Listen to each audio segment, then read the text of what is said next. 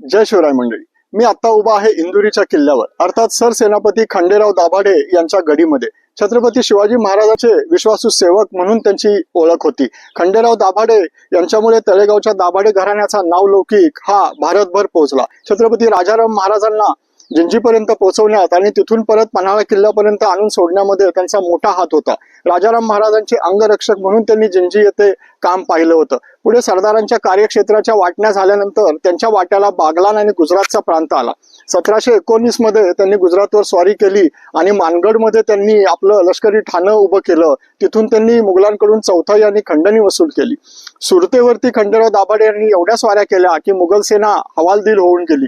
खासा बेग जुल्फिकार अली याला सुद्धा त्यांनी बागलान प्रांतामध्ये गनिमी काव्याने आणून तिथे त्याला कापून काढला. एवढा मोठा पराक्रम खंडेराव दाभाडे यांनी केला. अशा अनेक लढायांमध्ये त्यांची पुढे दगदग झाली आणि त्यांनी तळेगाव दाभाडे येथे देह ठेवला.